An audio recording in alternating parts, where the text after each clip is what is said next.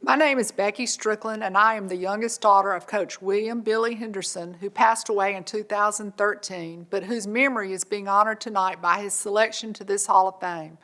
Sometimes in our lives, honors and accolades come to us and we do not feel we deserve them, but this is not the case for Daddy's selection to this Hall of Fame. For almost 60 years, thousands of miles driven, countless hours spent away from home, and many drops of sweat shed, he umpired baseball and officiated football and basketball. He was born 100 years ago this month to a large family in Grove Hill, Alabama. So poor were they that he said you could see the dirt through the cracks in the floor. In his parents' quest for more job opportunities during the Depression, they moved to Tuscaloosa in 1928. As fate would have it, their house on the edge of the University of Alabama campus was within a mile or mile and a half of four places that would forever be a part of his life.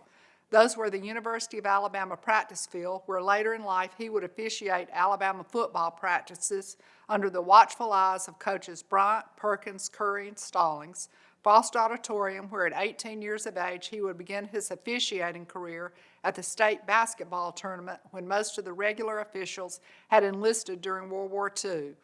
The third place was Denny Stadium, now Bryant-Denny, where his Tuscaloosa High School football team would play, and he would officiate other games, most notably the high school all-star games.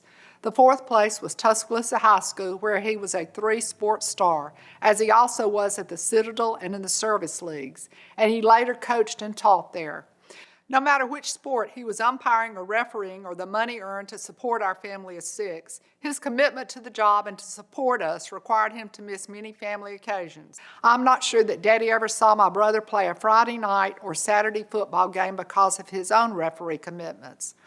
Before SEC officials had to be on their game site a day early, he often left after coaching on Friday night to reach his assignment for the next day. The reverse was also true, as many a night after his Saturday game he would hit the road and get home in the wee hours of the morning. Worry was never far away when he was on those dark roads, and if he was later than expected getting in from a road trip or an airplane ride, we just had to wait it out and pray that he was okay. There are some great memories for us as a result of his refereeing. Seeing him on television doing a game was always exciting. As a result of his doing Alabama practices, Daddy got a .315 ring, and he and my mother went with the team to the 1990 Fiesta Bowl and the 1992 championship in New Orleans. He also got to visit many places as he refereed and be a part of such bowl games as the Sugar, Gator, Sun, Fiesta, Peach, and Senior. Daddy was always in pursuit of being the best umpiring official he could be, and he wanted that for others.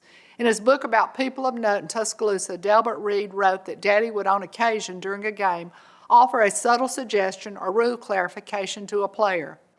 Greg Kosloff, one of the younger people he mentored as an umpiring official, once asked another member of their officiating crew why Daddy was so hard on him. The other man replied, "Because he cares and sees your potential." Nothing made Daddy sadder than to know a player or person with potential had no desire or dedication to use it. His commitment to fairness in the game was notable. Early in his SEC career, he refereed a game in Rupp Arena. During that game, a call he made did not sit well with the infamous Adolph Rupp, as it did not favor his Big Blue. Shortly after this incident, Coach Rupp struck Daddy as an official he would allow to do his games. Sylvester Croom, one of his former players, said that his presence and sense of fairness served to bring calm to an otherwise stressful situation in the early days of public school integration in Tuscaloosa. Another example of Daddy's commitment to the job was when he was scheduled to work a game in Gainesville, Florida. He woke up ill and literally had to crawl to the bathroom. But to make it to the game on time, he got my sister Jan to drive him to Eufaula, where our other sister and her husband lived. In Eufaula, he got my brother-in-law to drive him the rest of the way.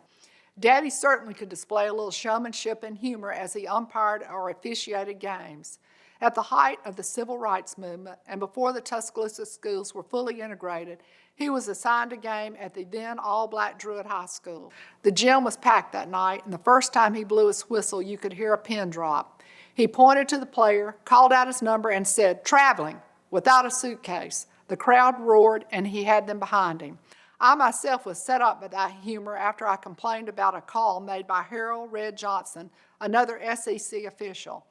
As we were eating breakfast after a doubleheader in Jackson, Mississippi, where Alabama played one game and Daddy officiated the other, I felt a tap on my shoulder. When I turned around, Mr. Johnson asked me if I had something I needed to say to him. In several articles where Daddy was interviewed, he was asked why he umpired and refereed so long. His reply was always that he felt he owed back to sports what it had given to him.